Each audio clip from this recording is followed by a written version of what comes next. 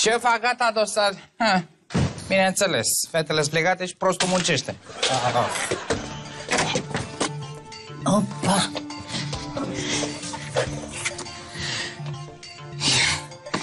Ce împrăstiată e.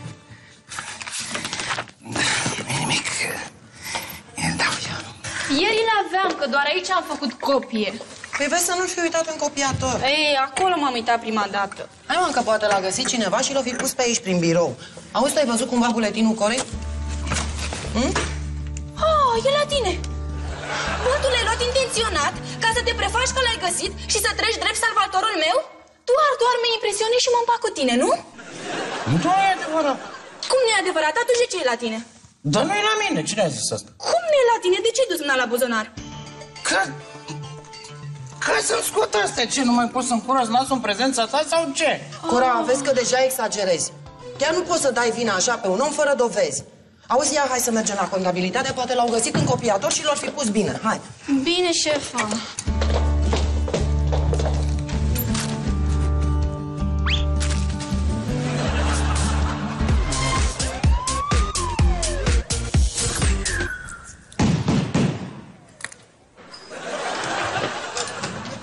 Să trăiți, șeful! Prezent la datorie. Ia zi, ce-a făcut infractorul ca să știu ce față iau? Adică să-mi intru în stare un pic. Vandame, nu e o confruntare cu martori. Vreau să te trimit în teren ca să înfilezi o rețea de falsificatori de acte pentru refugiați. Că nu pot trimite pe agenții mei, că știu toți interlopii și e periculos. Așa că m-am gândit la tine pentru că... Că eu locuiesc într-un adăpost de refugiați și pot trece ușor drept unul dintre ei. Genială idee, Matescule! Ce-ți mai place? Ce-ți mai place? Mersi, Vandame, dar fii atent, nu cumva să faci pe erou acolo. Vreau doar să-mi obții actul fals. Da, arestări și de flagrant ne ocupăm noi după ce identificăm rețeaua. Clar? Normal, șeful. Păi eu nici n-am cu ce să-i arestez, că n-am armă. Hai, lasă, nu fă pe îngerașul, că știu că n-ai nevoie. Mersi frumos. Auzi, bănuiesc că-mi dai și mie niște bani pentru... Normal, bă, o să ai o super primă. Dar dacă lichidăm toată rețeaua. Nu, la banii aia de la sfârșit mă refeream. Eu ziceam să-mi dai niște bani pentru deghizare, că trebuie să arăt refugiatul. Băi, n-am buget pentru așa ceva, Vandame. Păi, fă rost, doar nu vrei să mă duc îmbrăcat așa. O să mă recunosc că e mai repede decât pe gaborii tăi. Doar a fost dita mai primarul capitalei. Corect. Bă, a fost o idee proastă să mă gândesc la tine. Așa că... Ba, nu a fost foarte bună. Nu ți-am zis că par de acolo. Lasă că mă descurc eu cu deghizarea. Doar mă știi, băiat, descurcăreț. Pe asta mă bazam și eu. Că te ajută nevastă ta, că doar a fost pioancă, nu? Matescule, nu trebuie să știe nimic. Nu ți-am zis că imediat ce fac niște bani mi șutește? Misiunea asta trebuie să o ții secretă. Știm doar noi doi, atât. Oricum o țineam, mă, că traficanții sigur au informatori aici în secție și nu vreau să sperii prada. Rămâne-te, măi. Mamă, ce îndemânat ești, ia mă bună. Vandame!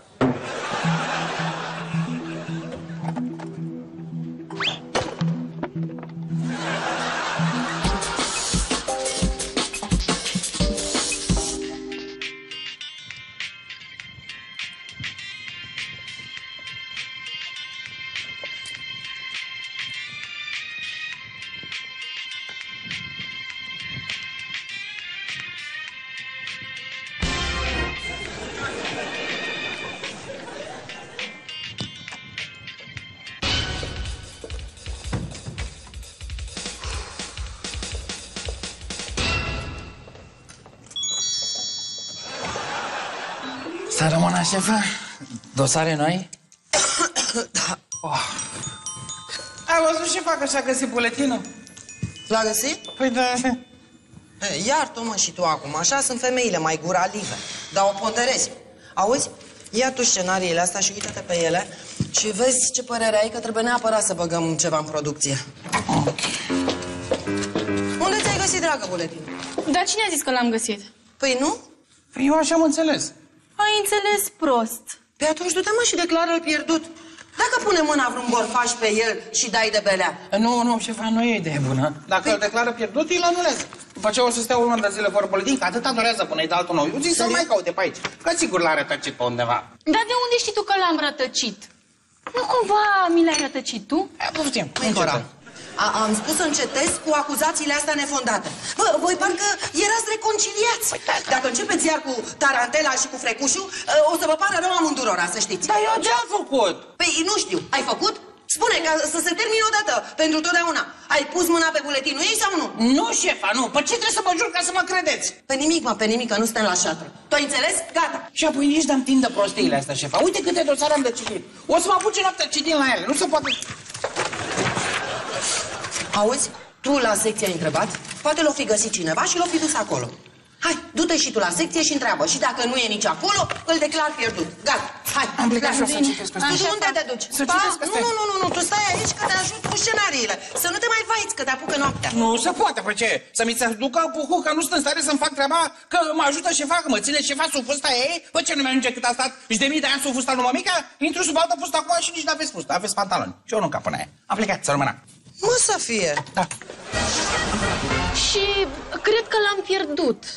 Îmi pare rău, dar nu cu mine trebuie să vorbești, că eu sunt de la ordine publică. Trebuie să vorbești cu cineva de la evidența populației. Ai vreo preferință? Nu.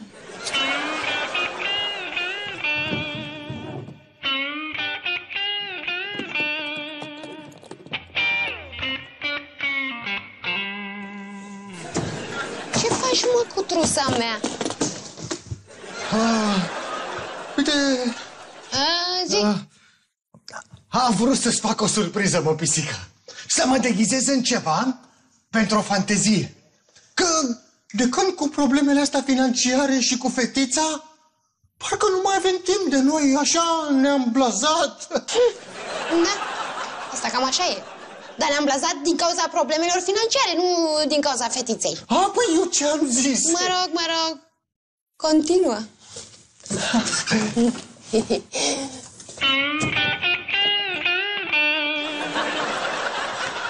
Și te las pe tine să te ocupi de buletinul ei. Că știu că e flebit... că e preferata ta, mă. Nu mai e, mă, feblețea mea. Nu mai, că își bate joc de mine. Așa că rezolv-o tu. Ce, mă, crezi că sunt genul ei? Aoleu, nu te mai gândi la prostii, milițele, rezolvă cu buletinul. Cu buletinul? Dă-i. Păi, da, mă, dar eu nu prea mă pricep la chestiile astea cu evidența populației. Zici și mie ce să fac așa mare. Prima dată trebuie să anunți pierderea, normal. Unde? Îl sun pe Smiley, mă, că el se ocupă de pierderile de buletin și nu mai știu de unde vin. Da, mă, dar n-am numărul lui. Hai că ești și prost. Dai anunțuri la mică publicitate, la pierderi de acte, mare șmecherie. Da, mă, dar acum nu mai e monitor oficial. Mă, la ziar. Auzi, știi ce? Lasă-mă că mă ocup eu, că dacă te ocupi tu, cred că ajungem toți la ziar, numai buletinul lui Cora nu. Oricum vrei tu să te ocupi, dar ai făcut așa talente ca să nu mi-arăți mie că-ți pasă de Cora. Dar de fapt ai un teatru în tine, bă, chelule. Cum ai zis, mă, chelule? De unde, chelule? Ăla de la prima.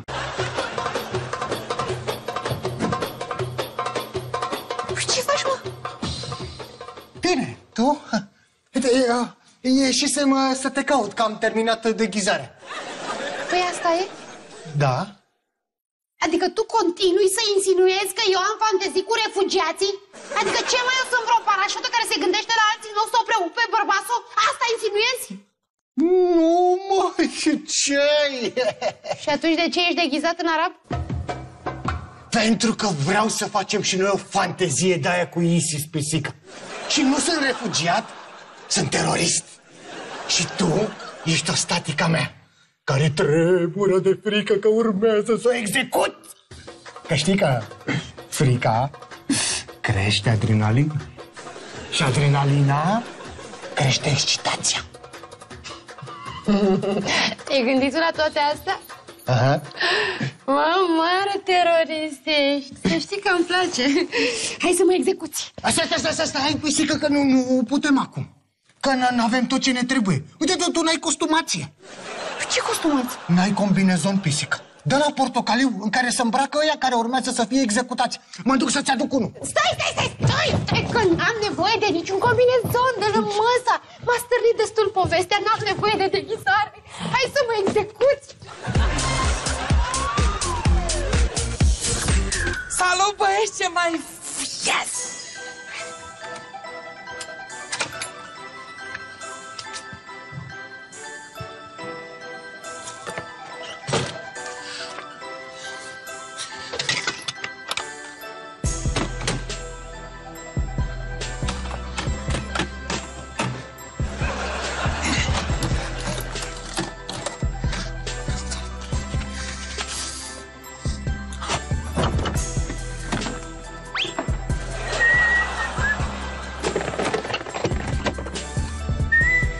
Ceau, băieți!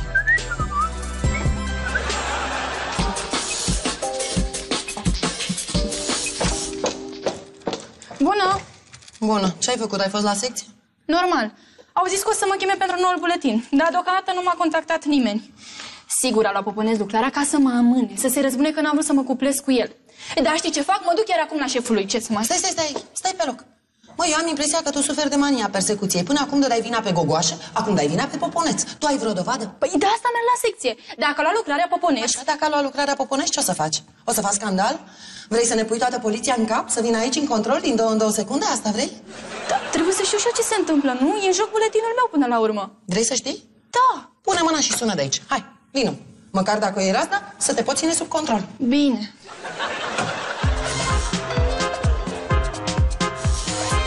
Hai, șeful, e ca și rezolvată misiunea. Nu. Azi mă duc. Că am mai făcut câteva antrenamente să mă asigur că nu mă recunoaște careva. Hai că nu mai pot să vorbesc. Cine vorbim? Când? Cum? Cu o asistentă de la maternitate, pisică. Și că au rămas fără scutece. Că furnizorul a intrat în grevă și nu mai livrează până nu îi plătesc ăștia de la minister.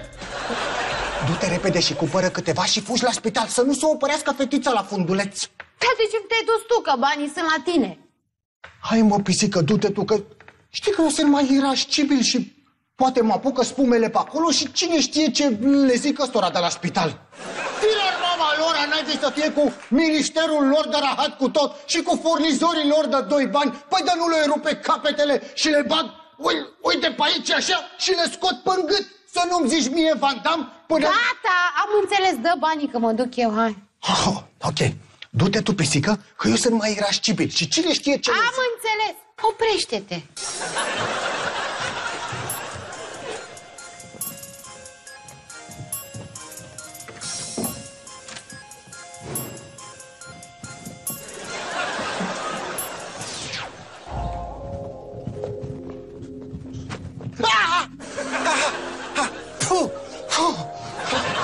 Ți-am spus că nu o să mă ocup eu de problemă. A preluat-o Poponeț, că el are experiență la evidența populației.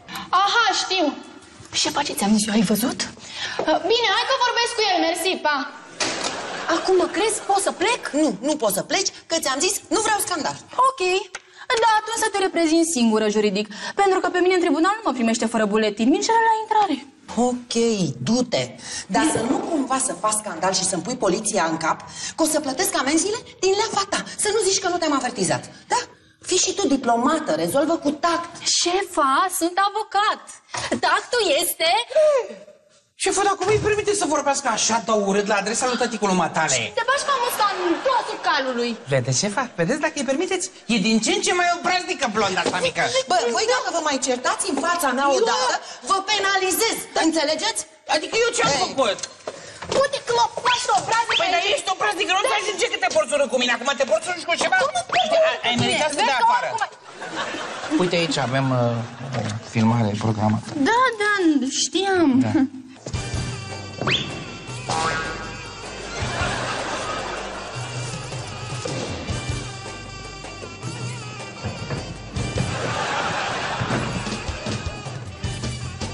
Ce faci, pisică? Nu ești la spital cu scutecele? Nu sunt, după cum se vede, nu sunt. Am vrut să mă duc, dar nu m-am lăsat să intru, că e ministru pe secție. Păi trebuia să stai acolo, că ăla nu stă mult. Se grăbește să plece la combinațiile lui. Dacă se opărește bebele la Poponeț, ce facem? Băi, Van Damme, dacă a ajuns ministru acolo, înseamnă că se rezolvă cu scutecele, că de-aia s-a dus, nu? Auzi, tu de ce ești iar costumat așa? Gata, m-am prins. De-aia m-ai trimis tu la spital, să ai timp să te deghizezi, să mai pregătești o tură de execuție. Exact, acum m-ai prins, pisică, deșteata mea. Auzi, iubire, dar nu vrei să încercăm și altă fantezie, că asta cu Isis e ușor macabră. Zău. Hai, dreptate, mă duc să caut alte costumați. Stai! Nu te duci, mă, așa, e nebunit. Dacă te vede cineva în halul ăsta, o să te închidă într-un adăpost de refugiați. Sau și mai rău, dacă te văd alegătorii, ce o să zică? Că Tito a mai fost un primar, a ajuns un sărăntoc, vai mama lui, un aurolac.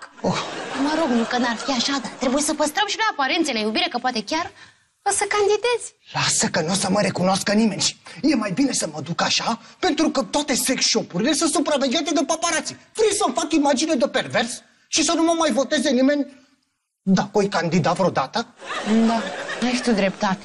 Bine, fugi, dar să nu cheltuiești prea mult. Adică dacă sunt scumpe, nu mai lua nimic. Oricum avem scutecele astea și putem să facem fantezia aia cu bebele și Bona Nărăvașa. De când mi-o doream pe aia. Strânge tu pe aici un pic. A luat lucrarea ca să o blocheze, să se răzbune că n-am vrut să mă cuplez cu el. Dar nu cred că ar făcea el așa ceva. Păi atunci mă duc la capitală, dacă nu crezi. Poate o ia, mă cred. Sau, mă rog, măcar investigează. Stai, măi, Cora, nu te repezi, dar cine a zis că nu o să investighez eu cazul ăsta? Popoleț, la mine! Da, sfătureți. Ia zi, agent, tu te ocupi de buletinul lui domnișoara Cilea de față? Da, eu. De ce? Și de ce să tărăgânează lucrarea? Dar nu se tărăgânează deloc. Abia ieri l-a declarat pierdut. Și știți foarte bine, conform regulamentului, că trebuie să așteptăm 48 de ore să vedem dacă se întâmplă ceva cu el sau dacă e mort. Adică mort. Adică e un fel de a spune, dacă îl aduce cineva înapoi, dacă nu, îi facem altul. Dar Doruleț nu mi-a spus așa ceva. Cine Doruleț? Doruleț e un zis de agent de pază pe la statui. El a despre evidența populației. Domnule, din această cauză, lucrarea dumneavoastră a preluat un agent cu multă experiență. Rete, agentul Poponeț. Nu-i așa, mă? Da. Dar totul se va rezolva profesionist după 48 de ore alea. Ah, da. Și bănuiesc că dacă îl găsește cineva, mă anunțați, nu? Evident, eu personal o să mă ocup. Sărut mâinile. Sper. La revedere. Sărut mâinile încă o dată. Ce aveți, ce fute, ce fluierați înăuntru? Vino încoace. Popolețule, să nu care cumva să tărăgănezi lucrarea cu buletinul domnișoara. Asta numai așa ca să te răspund că nu răspunde la avansuri, că te găsește toți dracii și te penalizezi, să-ți meargă toți pulcii. Că suntem noi de Petreuși, ți-am clar? Da. Vezi că asta e juristă, bă? Și? E periculoasă, știe toate paragrafele, ne înfundă. Bine ai zis, mă, că te ocupi tu.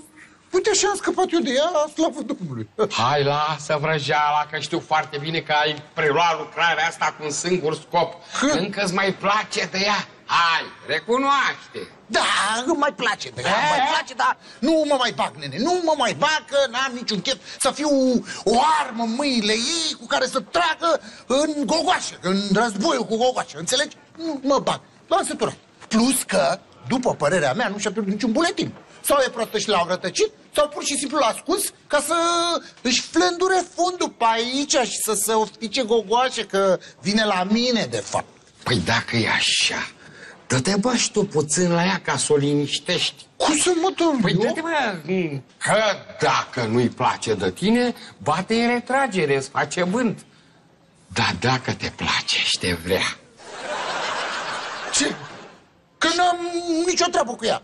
Eu nu mai am nicio treabă cu ea, că m-am săturat, că ultima oară mi-a dat niște palme... Bă, repezitule, bă, vezi că munierile așa procedează. Ele mai dă pâni din dragoste.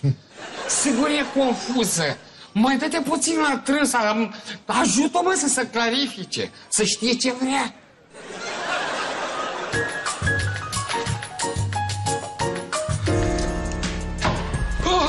Nu te detona! Sunt anti-american! Allah Akbar! Allah Akbar! Pușculică, sunt eu, v-am dat, mă. Ce cauți, mă, aici așa îmbrăcat? Vrei să-mi dai bătăi de cap la inimă? Vin de la un... Adică mă duc la un carnaval, bă, nu știi tu.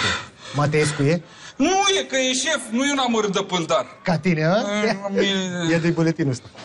Bum! Pleacă-mă! Pleacă că...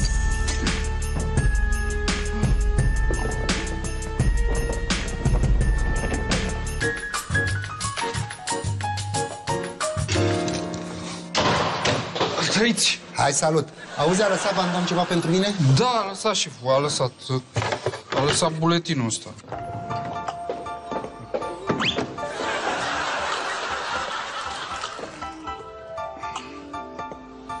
Ce să... Ce să fie, șeful, buletinul lui Cora, gagica lui Costel, da. Nu mai înțeleg că de-abia a anunțat că l-a pierdut. Și l-a găsit Van Damme. Ar trebui să-l cinstească, să se bucure. Singurul care nu o să se bucure e Poponeț, că nu o să mai aibă ocazia să se dea pe lângă asta. Auzi, mă, ia fugi tu acasă, că ai început să te întinzi la bârfe și cheamă-l pe Poponeț la mine. Hai. Aici. Poponeță! Poponeță! Ce faci? Mamă, ce... Să treci și... Aoleu, ce mă doare capul dimineața asta și nu știu de la ce, că n-am unii. Auzi, mă, Poponeț, vezi că ăștia care i-au furat buletinul Corei, sigur i-au făcut și o clonă, să-și verifice aia toate conturile, toate proprietățile, să nu dea dobelea. De unde știți că i l-a furat? De la Van Damme. Că l-am trimis într-o misiune undercover să-i fileze pe aia cu actele false pentru refugiați și mi-a adus asta. Păi și dacă ăsta ar fi fals, n-ar trebui să aibă în loc de poza lui Cora, poza cu o arboaică ceva? Păi ăsta nu e fals, e cel autentic, nu vezi? Van Damme l-a luat de la ăia ca să nu poată să-l folosească, ca să o protejeze pe Cora, dacă nu o fi tardiv de târziu acum. Pă bune? Șeful, nu vedeți că-i cusută cu ața albă? Pupăză este șeful rețelei de falsificatori, pentru că el îi ajută pe refugiații pe care îi ține la el să-și facă rost de acte ca să nu-i dea afară din țară autoritățile din România, cum îi dă afară din țară autoritățile din vestul Europei. Păi da, bă, și atunci de ce mi-aducea mie Van Damme buletinul Corei? S-o fi speriat asta, adică Van Damme, că ăla, adică Pupăză, i-a furat buletinul chiar și ei, adică lui Cora. Și nu ăsta, adică lui Van Damme, care i-a asociat cu ăla, cu Pupăză, în afacerea cu refugiații, îi e frică să nu-l bage ăla, adică Pupăză, la Bulău și rămâne copilul fără tată. Al cui copil? Al lui ăsta. Care ăsta? Al lui Van Damme. Bă, da, mă, pare logic ce spui. Pare? Auzi, mă, Poponețule, ia du-te tu și investighează pista asta, dar cu multă discreție, că nu vreau să se supere ăla. Cine? Pupăză. Și să pierd contractul de catering. Hai, adică să o investighezi pe pista asta? Da. Mersi. Sărut mânușițele, stimate doamne. Bună ziua! Dar ce-i cu tine pe aici? Să nu spui că așa de repede ai făcut buletinul corect. Nu, că n-a mai fost nevoie. A fost găsit. Unde? E, asta e problema, că a fost găsit la o rețea de falsificatori de acte pentru refugiați. Și am venit să te pun în gardă, pentru că dacă el a fost clonat, s-ar putea să ai o grămadă de probleme. Trebuie să-ți verifici tot timpul conturile, cardurile și dacă constați ceva ne la locul lui, să vii să ne spui, adică mie. Ok, am înțeles. Hai, dăm buletinul. Nu pot să ți-l dau, iartă-mă, că este probă la dosar. Da, o să-ți dau imediat ce rezolv problema. Tocmai de-aia am și venit. Spune-mi, când ai sesizat că-ți lipsește? E foarte important. Nu cumva când ai fost la vilă? Poponețule, nu am fost la vilă, pentru că am terminat-o cu gogoașa, dacă asta vrei să afli. Nu! Era doar o întrebare pentru o anchetă, ca să putem să ne strângem cercul suspecților care ar fi putut să ți-l ia. Păi tu aici ai descoperit că nu-l mai e, că de-aia le-ai acuzat pe Costeluș. Gogoașă? Corect, că sigur e pe manevră cu Pupăză. Deci, da, mulțumesc frumos pentru răspunsuri. Eu am fugit, mă duc să lucrez la dosar ca să pot să-ți dau buletinul cât mai repede înapoi. Să rămână! Mulțumesc! La revedere! Da, sigur, pa! Du-te! Pa! Îți vine să crești ce vrăjeală a băgat ăsta? Film artistic, nu alta, șefa. Auzi, știi ce cred eu? Că el a șutit buletinul ca să se dea drept James Bondul care mă protejează, vezi, Doamne, ce să spun. Că poate îi cad și la pat, cine știe. Doamne, de ce stai culmea? N-am văzut așa ceva. Hai că ești chiar paranoică. Și asta din lipsă de iubit. Da, ți se urcă hormonul la cap și îți deranjează neuronul. Eu zic să-ți rezolvi mai repede problema. Ori te împași cu gogoașă, ori te cuplezi cu Poponeț. Eu așa varză nu te mai suport. Șefa, păi n-ai zis chiar tu că nu ești de acord să mă vezi cu Gabor, să fiu cu Gabor. Dacă află ce facem noi aici? Lasă că o să ai tu grijă să nu afli. Și pe de altă parte, dacă o să aveți o relație serioasă, doar nu o să te dea în gât. Că te iubește, nu? Salut, șef! Ai mutat floarea. Ia zi, ți-a dat puternicosul buletinul? Că la cât e de tătă, Mi l-a dat. Păi și când îmi dai banii promiși? Că eu mi-am făcut treaba. Până nu se finalizează ancheta, nu se eliberează primele de merit. Gata, hai. Da? Ok, da. Vezi că mi-ai promis discreție maximă. Să nu afle Ema nimic. Că-mi șutește banii și rămân iar pe duche. Da, mă, stai liniștit. Aștept afară? Da.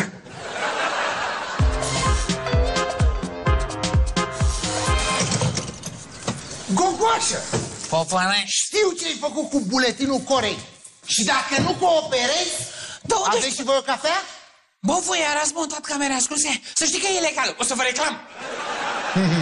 Termina cu prostiile. Eu știu că cea mai bună apărare e atacul, dar nu e cazul. Fii atent, că după toată treaba asta o să ai cazier pentru furtul buletinului fetei alea, da? Bă, tu ai luat ora asta, ce cazier? Eu n-am furat nimic, bă, eu doar am găsit buletinul ei pe jos, dar nu e birou. Hai, lasă-mă. L-ai găsit pe jos și în loc să îl dai fetei înapoi, te-ai dus și l-ai dat la traficanții de acte false, a? Bă, tu chiar ai luat o parătură? Eu? Adică, nu, stai, că n-ai luat-o deloc, tu ești lucid. Dar ai inventat SF-ul ăsta ca să mă faci pe mine albie de porci și să ai tu cale liberă la Cora, nu? Nu e niciun SF. Buletinul Corei e la noi în secție. De la traficanți. Minți! Buletinul Corei este la voi în secție pentru că l-am adus eu și l-am pus cu mâna mea în cutia lui Mușchiulică. Verifică pe camerele alea montate ilegal.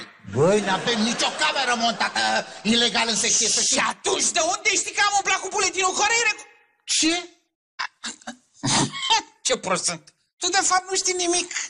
Și ai inventat toată chestia asta numai așa, ca să-mi strici mie imaginea și să-ți o netezești pata în drumul spre inima Corei. Recunoaște! Mep nemernic ce ești, recunoaște! Gogoașă, lasă circul și recunoaște că ești pe manevră cu pupăză. Și le faceți acte false refugiaților ca să poată să rămână în țară. Și Van Damme n-a fost de acord cu măgăria voastră. Și de-aia a venit și a predat buletinul Corei la secție, da? Buletin pe care tu l-ai sustrat în poșetă, fetii, da? Ia uzi, frate! Mamă, ce pufești! Van Damme! Ia vină cu... Ia, martor! Van Damme!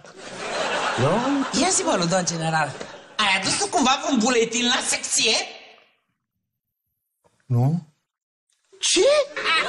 Vezi? Deci cine a adus buletinul la secție? Aud? Să știi că pentru măgăria asta o să te reclam. Dar nu te reclam la șef, tu la chiorete. Pentru că am aflat că sunteți din nou petreuși. O să te reclam la centru.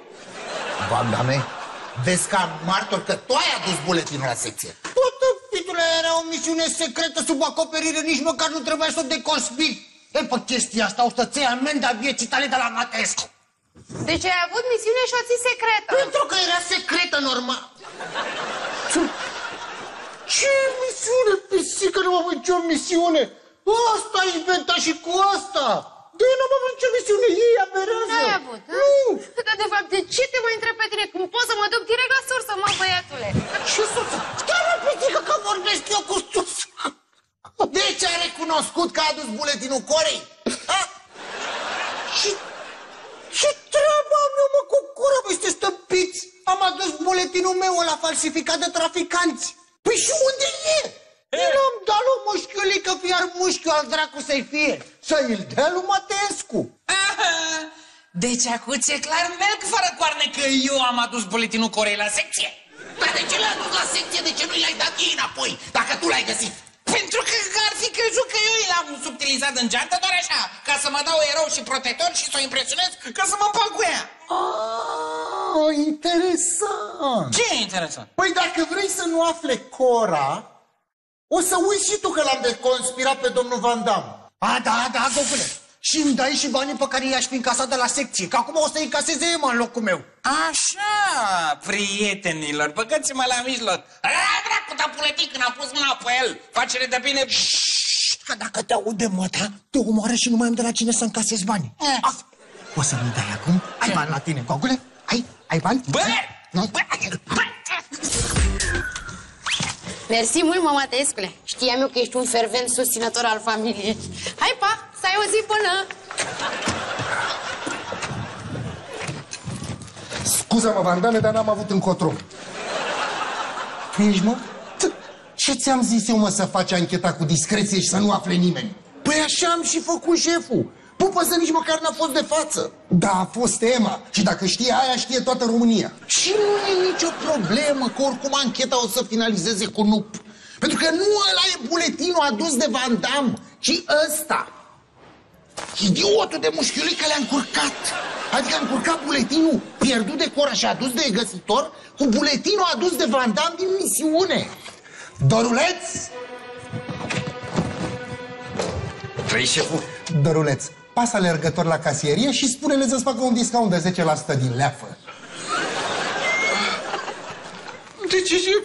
De ce? Ca să se aleagă și amărâtul ăla de Van Damme cu ceva, că i-a luat tema toată prima de misiune. Hai, pasă alergător și du-te și înapoiază și buletinul corect. Nu mai râde, mă! Doruleț?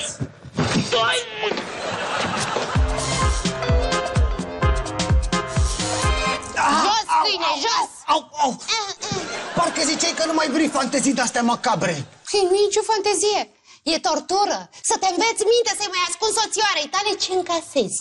Păi și ca să știi că dacă mă rănești, o să te coste spitalizarea mai mult decât am încasat. Nu, stai liniștit că nu te rănesc fizic, ci psihic. Ia uite aici. Și fii atent că ce e în coșul de cumpărături e doar pentru fetiță. Eu nu mi-am cumpărat nimic încă. Păi eu nu încasez atât pe misiune. Ai depășit cu mult suma. Te rog eu, nu dai enter. Știu că nu încasezi atâta, dar o să completez cu ce încasezi de la gogoașe. Sau credeai că nu aflu nici de bani ăia? Bă, băiatule, să-ți intre bine în cap. Tu nu ai cum să ascunzi bani de mine nici în viața asta, nici în următoarea. Să-ți intre bine în cap asta. Enter. Nu!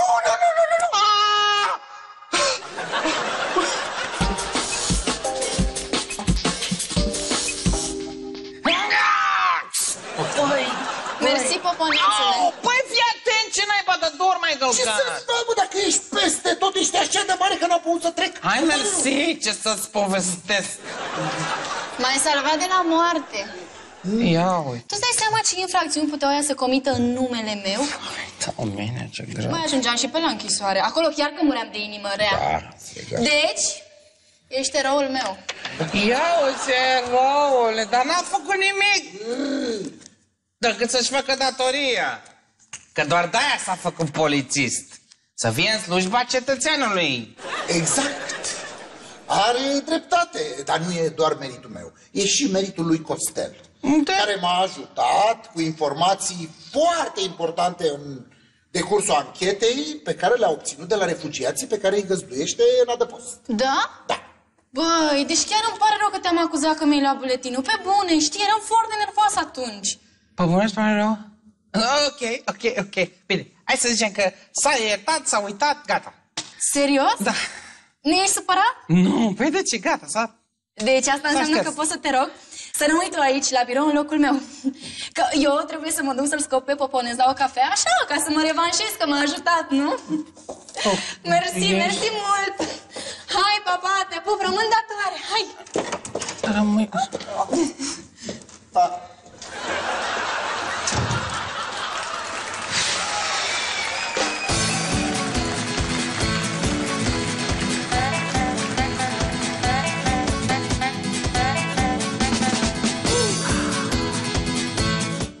Bună ziua, da, ce-i cu tine pe aici? Așa de repede ai rezolvat problema buletinului corect?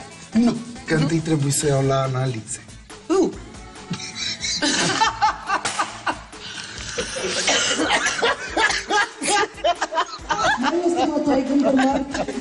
Și vrei să Repita asta că frere m-a pus și că o iau la analize. Hai mai încă o dată.